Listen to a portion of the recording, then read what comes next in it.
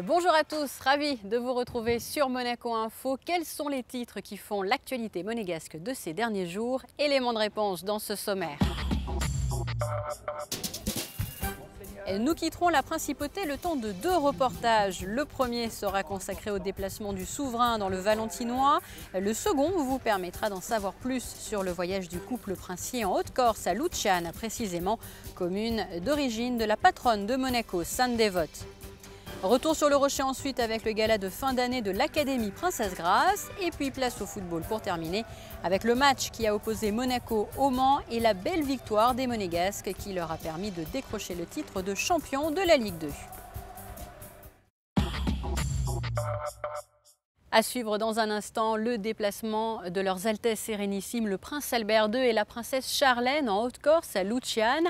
Mais auparavant, retour sur le voyage du souverain dans le Valentinois. Un déplacement officiel qui a permis au chef d'État monégasque de partir à la rencontre des habitants et des membres des différentes municipalités de la Drôme. Retour sur ce déplacement avec Vanessa Dessy et Lionel Bernardi. Renouer des liens avec le temps, c'est en ce sens que le prince Albert II a souhaité orienter son récent déplacement dans l'ancien duché de Valentinois, fief de ses ancêtres. Le 14 septembre 1641, le traité de Péronne est signé entre le roi de France Louis XIII et le prince Honoré II. Il met alors fin à la domination espagnole sur la principauté.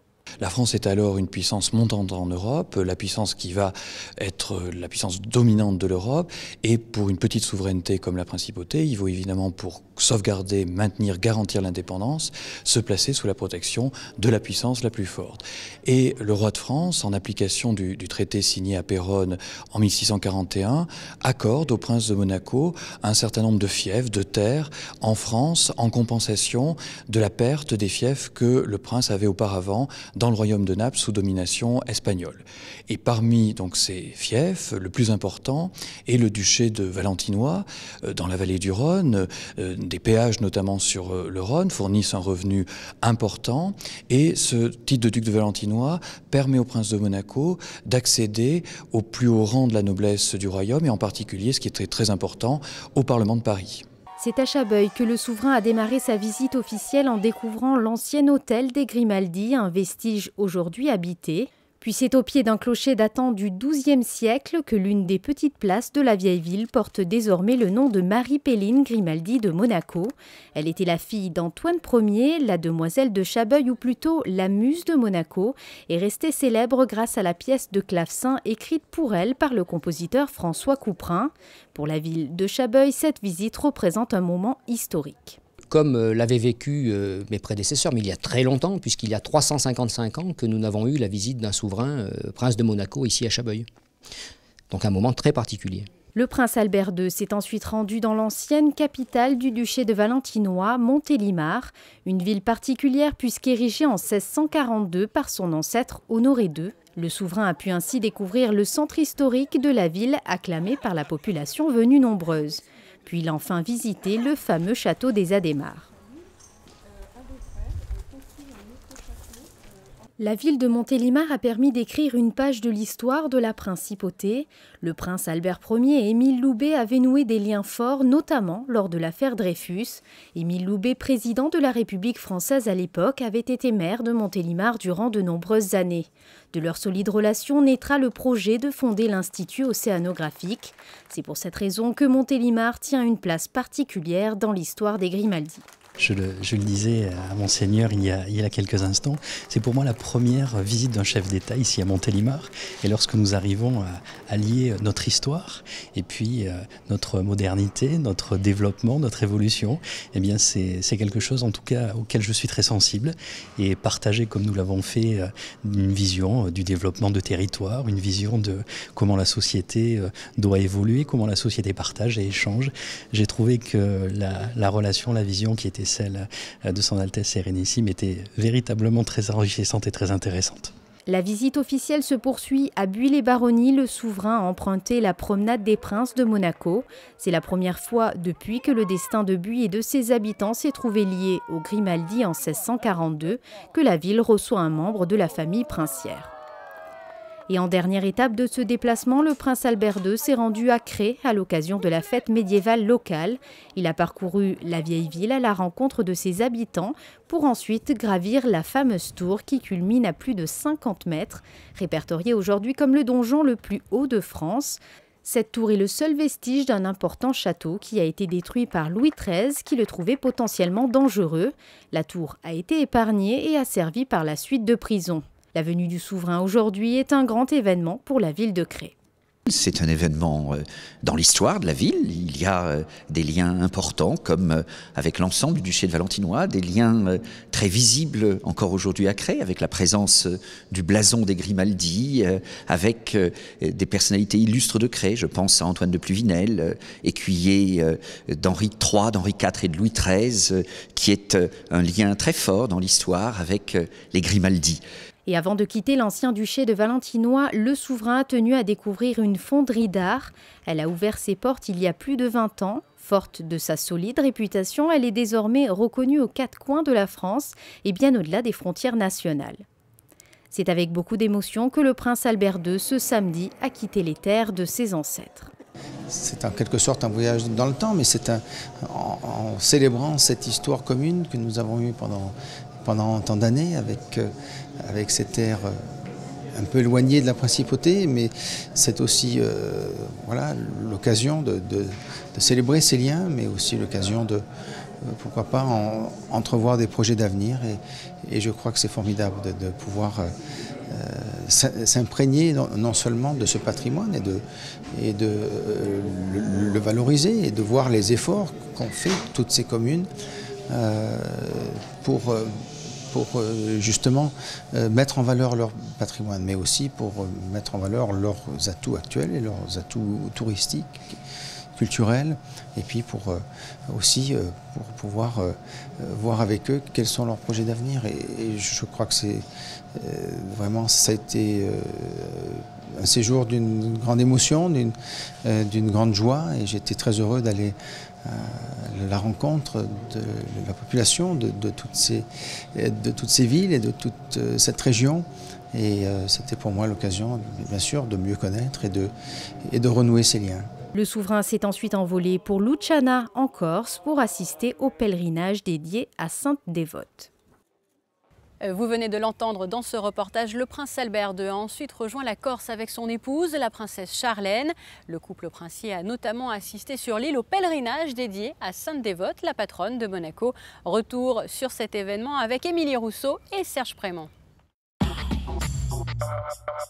Luciana, commune de Haute-Corse de près de 5000 habitants, c'est ici que le prince Albert II et la princesse Charlène se sont rendus lundi pour participer au pèlerinage dédié à Sainte Dévote. Le couple princier était accompagné d'Andrea Casiraghi et d'une forte délégation monégasque. La journée a tout d'abord débuté par une messe dans la cathédrale Santa Maria Assunta, dite A Canonica. Cet édifice du XIIe siècle est l'un des plus beaux monuments médiévaux de Corse. L'office a été célébré par l'évêque d'Ajaccio en présence de l'archevêque de Monaco, Monseigneur Bernard Barcy. Il a été suivi par plus de 500 personnes à l'intérieur de l'église, mais également à l'extérieur où un écran géant avait été installé.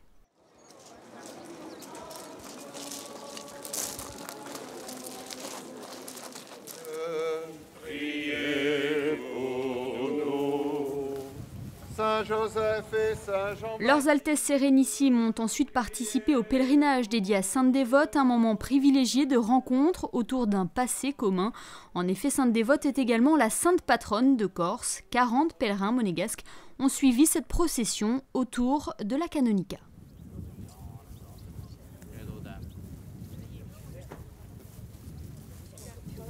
Le couple princier a également partagé un moment avec la population en se rendant à la Feria di Canonica, une manifestation traditionnelle et populaire en Corse qui fête ses 115 ans cette année et qui associe ferveur et tradition.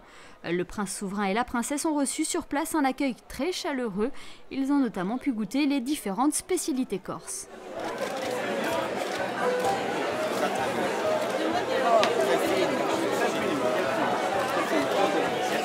Cette journée s'est terminée par la visite de l'église Saint-Michel située à Luciana Village, une église baroque qui vient de rouvrir ses portes car elle était en restauration depuis 3 ans. Ce déplacement princier était chargé de symboles. Outre le fait que la principauté et Luciana partagent la même sainte patronne, la commune est également jumelée avec la principauté depuis 2009. Cette visite coïncidait aussi avec le 10e anniversaire du premier pèlerinage dans cette ville de Haute-Corse, l'un des tout derniers déplacements officiels du prince Riné III avant sa disparition. Dans le reste de l'actualité. Retour sur le Rocher, nous restons avec leurs Altesses Sérénissimes, le prince Albert II et la princesse Charlène, qui ont pris part à la grande soirée organisée au musée océanographique à l'occasion de la présentation de la collection croisière de Dior à l'initiative de la princesse. Plusieurs comédiennes ont également assisté à cette présentation sur la digue et au musée, comme Jessica Biel, Clotilde Courreau ou encore Marion Cotillard. Le choix de Monaco par Dior n'est pas le fruit du hasard. La marque et le Rocher ont toujours eu des liens étroits, notamment depuis 1956, date des fiançailles du prince régné et de la princesse Grace, qui portait du Dior à cette occasion. Dior, qui s'était d'ailleurs très largement inspiré du monde de la danse pour sa précédente collection automne-hiver 2012-2013. Une transition pour vous emporter tout doucement vers le monde de la danse, puisque nous allons désormais parler du gala de fin d'année de l'Académie de danse Princesse Grace. Depuis plusieurs mois, les élèves ont travaillé pour cette soirée et ont pu bien appliquer les conseils de leurs professeurs sur la scène de la salle Garnier. José Sacré vous en dit plus.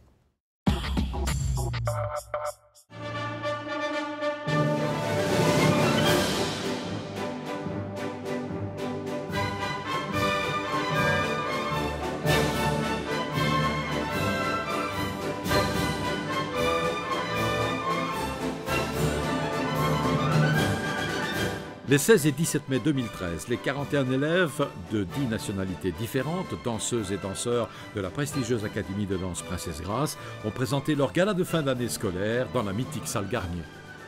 C'est un petit aboutissement de toute la saison. On commence la saison avec des élèves qu'on a déjà depuis l'année dernière, d'autres élèves qui sont nouveaux. Et c'est vrai qu'on les enseigne tous les jours à danser. Aujourd'hui sur scène, on voit aussi cette réaction par rapport au public. On va voir les nerfs, comment ils tiennent. Et aussi pour moi, pour regarder après avec un petit peu de recul, vraiment du recul, parce que là on a du recul, on est aussi un peu loin. Regarder un petit peu dans quelle direction on est en train d'aller, si ça va bien, si on doit appuyer sur certaines choses, faire un petit compte rendu après avec tout le staff.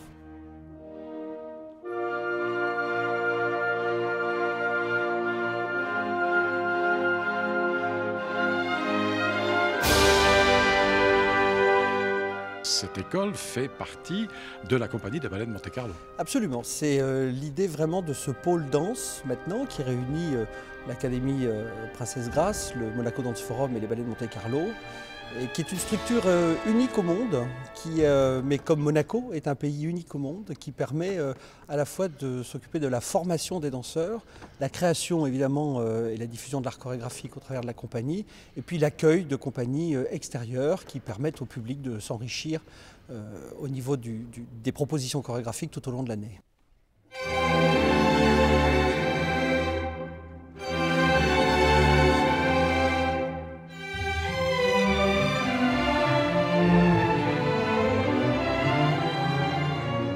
Quel est le cursus de votre académie? Alors en fait, un élève rentre à l'âge de 14 ans, finit à l'âge de 18 ans normalement. Il y a certains élèves qui peuvent être un peu en retard, alors on a la possibilité de les garder un an de plus. Et de l'autre côté, il y a des élèves qui sont un petit peu plus rapides, qui peuvent partir un peu plus tôt. Formation classique contemporaine en fait. On travaille beaucoup dans ce contemporain, beaucoup sur le répertoire de Jean-Christophe Maillot, car naturellement c'est évident de le faire vu qu'il est ici. Et après aussi, quand même, on a des professeurs invités d'autres disciplines, comme le flamenco par exemple, où les élèves apprennent, pas tous les jours, mais de temps en temps dans l'année, des disciplines différentes qui les aident aussi à se former pour pouvoir rentrer plus tard dans une compagnie professionnelle.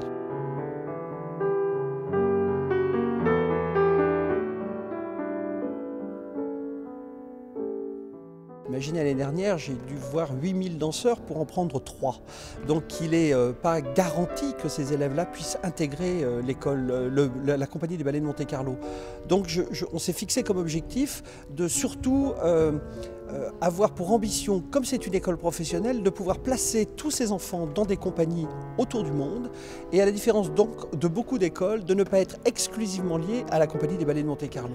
Bien entendu, je vous avoue que s'il y a une petite perle qui se trouve au milieu de tout ça, je serai le premier à l'observer et à en profiter.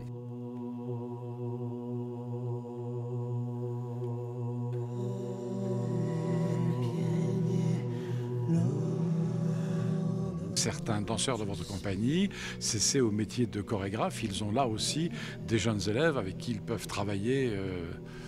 C'est toute l'idée finalement de créer une dynamique logique, cohérente entre l'académie, la compagnie et les compagnies invitées qui viennent à Monaco. Par exemple, au mois de juin, le Royal Ballet, compagnie prestigieuse qui viendra à Monaco, que nous avons invité en collaboration avec le Grimaldi Forum, les élèves de l'académie participeront à ce spectacle en tant que jeunes danseurs, et ce sera une expérience pour eux assez formidable. Donc il y a vraiment une logique et une cohérence à l'ensemble de ce projet, et effectivement on peut se rendre compte aujourd'hui que l'un ne va pas sans l'autre. Même si on peut considérer que la compagnie des ballets de Monte-Carlo est l'ensemble fondamental de cette structure, bien entendu les liaisons entre l'académie et le Monaco Dance Forum vont de pair, et c'est une très bonne chose, et c'est formidable que la principauté de Monaco ait compris et accepté et aimé cette idée. Mais ça, c'était fondamentalement l'idée première de la princesse, qui a toujours compris que finalement cet ensemble était quelque chose de nécessaire et de cohérent.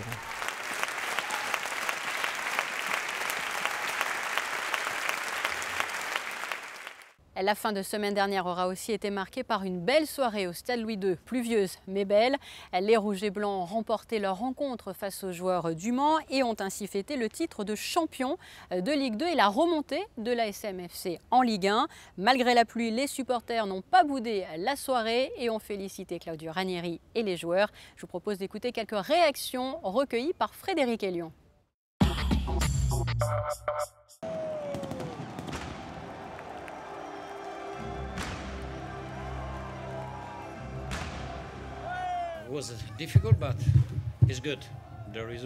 Ça a été difficile, mais le résultat est positif. C'est même fantastique. Ça n'a pas été facile tout le temps.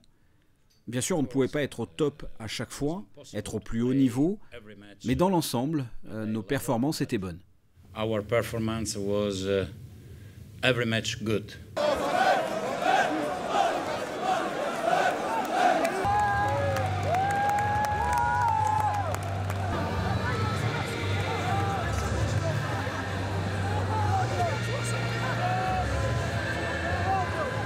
Ce titre met fin à une très belle saison et je pense que encore plus nous les jeunes du centre d'information, c'est vraiment très bien d'avoir gagné un titre avec notre club formateur.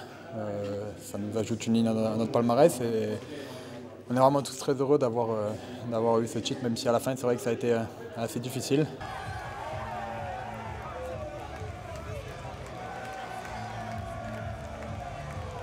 Ces derniers matchs, on a eu un peu difficile. Parce que voilà, il nous manque encore les 3 points. On a arraché les 3 points contre Nîmes et maintenant devant nos supporters et tout. On a tout fait pour faire un bon match et surtout de gagner et de fêter chez nous. Et voilà, on a passé un bon moment et on voyait le sourire sur tous les visages et ça fait plaisir. Si tu devais garder un souvenir en tête de toute cette saison-là, ce serait quoi? C'est ce soir. C'est vraiment plein d'émotions, la joie, tout le monde est heureux. Et c'est une fête ce soir à Monaco, quoi.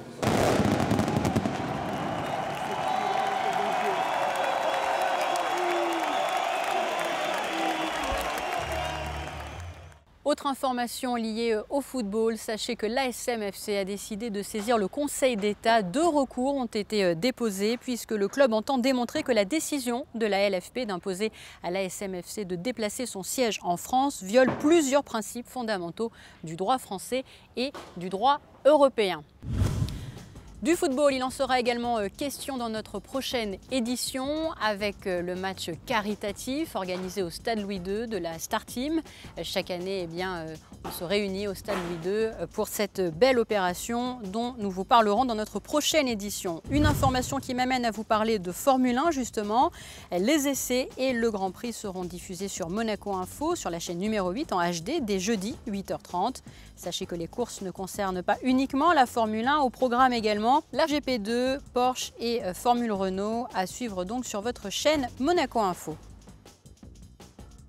Déplacement dans le Valentinois et en Corse, mode, danse, sport automobile et football. Voici ce que l'on pouvait retenir de l'actualité aujourd'hui. Place à présent à vos prévisions météo. Mercredi, temps assez ensoleillé avec un vent faible à modéré, température comprise entre 15 et 21 degrés. Jeudi, prolongement de la période de temps sec et beau, comptez sur quelques nuages passagers. Vendredi, le soleil devrait laisser sa place à des nuages en cours de journée, température comprise entre 15 et 22 degrés. Pour samedi, un ciel plus incertain. C'est la fin de cette édition. Merci à vous de l'avoir suivi. Place à présent à vos sorties cinéma de la semaine grâce à Monsieur José Sacré. À très bientôt.